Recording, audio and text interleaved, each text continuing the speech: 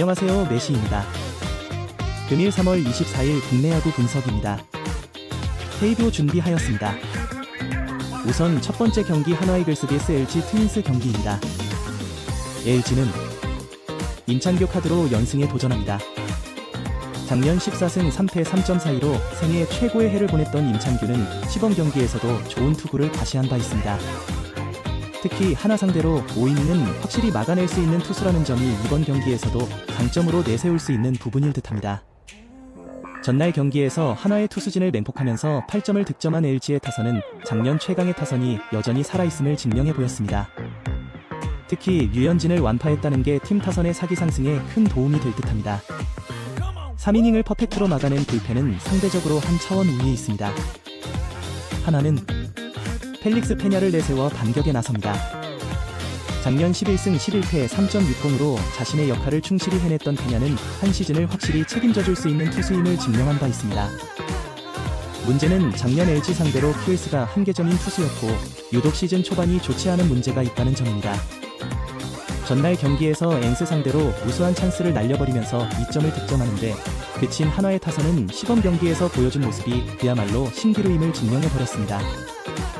특히 중심 타선이 결정적일 때 해주지 못한 게 후유증이 남을 수 있는 부분입니다. 류현진 강판 이후 3실점을 추가로 허용한 불펜은 언제나의 하나 불펜입니다. 저의 코멘트는 류현진이 등판한 경기에서 LG는 완벽한 타격으로 하나의 돌풍을 잠재워버렸습니다. 힘을 유지하고 있는 타격은 이번 경기에서도 그 페이스를 충분히 유지할 수 있을 듯합니다. 임찬규의 투구는 기대를 할 수 있는 수준이고 현재 페이스도 좋습니다. 물론 페냐는 하나가 믿을 수 있는 투수임에 부인할 수 없지만 유독 LG 상대로 상성이 좋지 않은 투수입니다. 전력에서 앞선 LG가 승리에 가까이 있습니다. 전력 통계 함께 보시면서 다음 경기 준비하겠습니다. 두 번째 경기는 롯데 vs 신세계 경기입니다. SSG는 로니스 엘리아스 카드로 연승에 도전합니다. 작년 8승 6패 3.70의 안정적인 투구를 보여준 엘리아스는 정작 투구 내용은 기복이 심했다는 문제를 드러낸 바 있습니다. 작년 롯데 상대로 두 경기 모두 5이닝 이하 3실점 이상으로 부진했는데 낮 경기에 상당한 약점이 있는 투수라는 점도 변수입니다. 전날 경기에서 윌커슨을 공략하면서 2점 홈런 2발 포함 5점을 득점한 SSG의 타선은 역시 홈 경기에선 홈런이라는 공식을 그대로 이어가는데 성공한 모습입니다. 그리고 이 점에 이번에도 승부를 걸어야 할 듯합니다. 4이닝을 무실점으로 막아낸 불펜은 일단 서진용이 복구할 때까지 잘 버티는 게 중요합니다. 롯데는 박세웅을 내세워 반격에 나섭니다. 작년 9승 7패 3.45로 3년 연속 두자릿수 승수 달성에 실패했던 박세웅은 대신 아시안게임 금메달로 병역 면제를 받는 혜택을 쟁취한 바 있습니다.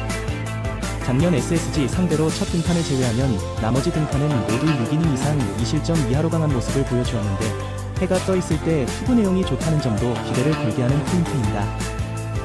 전날 경기에서 김광현 상대로 김민성의 솔로 홈런 포함 3점을 득점하는데 그친 롯데의 타선은 특유의 변비 야구가 시작부터 나왔다는 점이 불안 요소입니다. 특히 SSG의 불펜 상대로 3개의 안타와 4개의 사사구를 얻고도 득점을 하지 못했다는 게 문제입니다. 결정적 실점을 내준 임준섭은 역시 주워 쓰기에 어려움을 느끼게 합니다.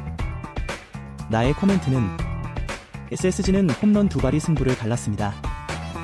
그러나 윌커슨과 달리 박세웅은 피홈런율이 극도로 낮은 투수고 SSG에게도 강점이 있는 편입니다. 반면 유독 엘리아스는 롯데 상대로 약하다는 문제가 있습니다. 물론 그에게 강한 안치홍과 한동희는 없지만 불펜전이 되기 전에 승부가 갈릴 것입니다. 선발에서 앞선 롯데가 승리에 가까이 있습니다. 전력 통계 함께 보시면서 다음 경기 준비하겠습니다. 세 번째 경기는 두산 vs NC 경기입니다.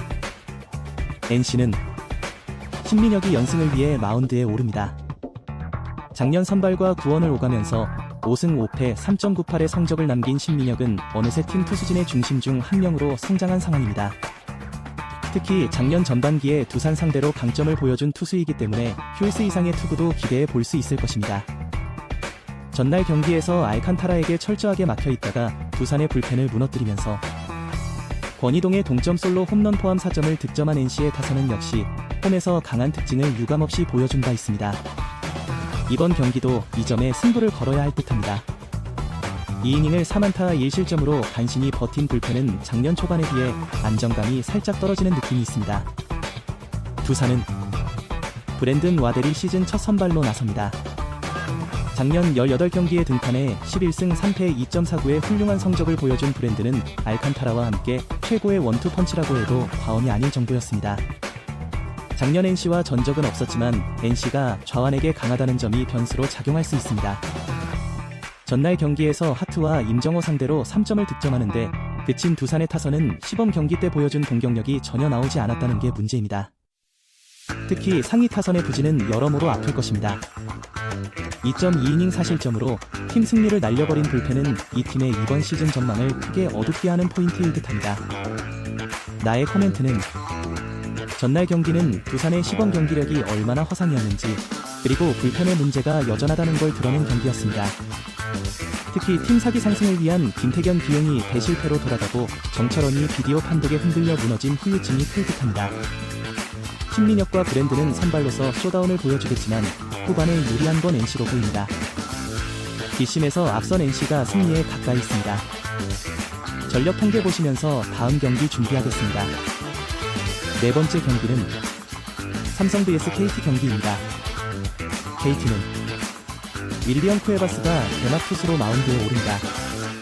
작년 시즌 중에 돌아와 12승 무패 2.60의 압도적 투구를 과시한 쿠에바스는 KBO 최적화형 투수라고 해도 과언이 아닙니다. 작년 삼성 상대로 홈에서 첫 등판을 망쳤는데 투구 간격을 고려한다면 이번엔 복수전이 가능할 것으로 보입니다. 시범 경기에서 안정적인 모습을 보여준 타선은 작년 시즌 초반과 다른 확연한 파워를 기대해도 좋을 레벨입니다. 특히 강백호가 정상적으로 제 모습을 보여준다면 이야기는 크게 달라질 것입니다. 불펜전으로 간다면 상당히 유리해질 것입니다. 삼성은 코너 시볼드가 개막전 선발의 중책을 맡습니다. 작년 콜로라도에서 1승 7패 7.52의 비참한 성적을 남기고 방출된 시볼드는 바다 건너 한국에서 새로운 도전에 임하는 상황입니다. 다만 변형 패스트볼이 없는 클래시컬한 타입의 투수이기 때문에 이 점이 한국 무대에서 문제로 작용할 가능성을 무시할 수 없습니다. 이번 시범 경기에서 아쉬운 모습이 많이 나왔던 삼성의 타선은 활용 문제가 확연히 불거지고 있는 중입니다. 특히 맥키넌이 과연 피렐라의 빈자리를 메꿀 수 있느냐가 시즌 농사를 좌우할 것입니다. 김재윤과 임창민을 영입한 불펜은 이전과 다른 후반을 보여줄 수 있을 것입니다.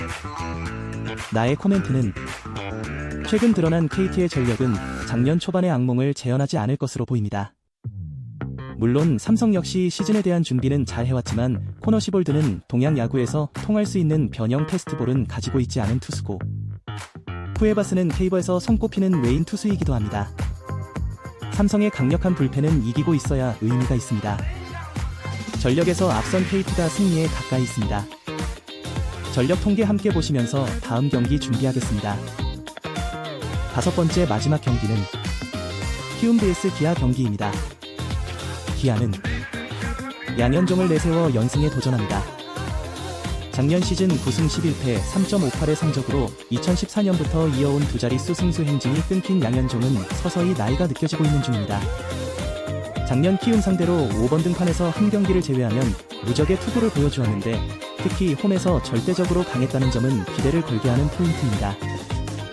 전날 경기에서 천적 후라도를 완파하면서 최원준의 솔로 홈런 포함 7점을 올린 기아의 타선은 나성범 없이도 위력적인 모습을 보여주었다는 점이 고무적입니다. 특히 소크라테스가 시즌 초반에 제 역할을 해냈다는 게 긍정적인 부분입니다. 승리조 3인방이 3이닝 1안타 1볼넷 무실점을 해냈다는 건 시즌 내내 청신호가 될 수 있습니다. 키움은 엠마누엘 대 헤이수스 카드로 반격에 나섭니다. 작년 마이애미에서 두 경기에 등판해 6.1이닝을 던진 게 전부였던 헤이수스는 좌완 선발 파이어볼러로 구분되는 투수입니다. 다만 제구에 문제를 보여주고 있는데 기아 타선 상대로 정확한 제구력이 필요할 것입니다. 전날 경기에서 비록 패배하긴 했지만 윌 크로우를 공략하면서 최주환의 2점 홈런 포함 5점을 득점한 키움의 타선은 전체적으로 집중력 자체는 좋은 모습을 보여주었다는 점이 긍정적인 부분입니다. 그러나 기아의 불펜 공략 실패는 이번 경기에서 불안함을 안길 수 있는 포인트일 듯합니다. 4이닝을 무실점으로 버틴 불펜은 꾸역꾸역 버텼다는 말이 잘 어울립니다. 저의 코멘트는 후라도가 무너졌습니다. 그것도 크게 나성범이 없다고 해도 기아의 타격은 무섭다는 표현이 잘 어울린다. 작년 양현종은 키움 상대로 매우 좋은 투구를 해냈지만 타선의 지원을 받지 못했는데 이번엔 이야기가 많이 다를 것으로 보입니다. 무엇보다 작년 기아의 대좌완 투수팀 타율은 296으로 10개 구단 중 1위였습니다. 전력에서 앞선 기아가 승리에 가까이 있습니다. 전적 통계 함께 보시면서 3월 4일 14cc 경기 KBO 경기 분석 마치도록 하겠습니다. 오늘도 부족한 메시와 영상을 시청해줘서 고마워. 하루하루 발전하는 메시가 될게. 조금 더 정확한 분석 조합픽을 원하면 고정 댓글 확인해주길 바래. 내야.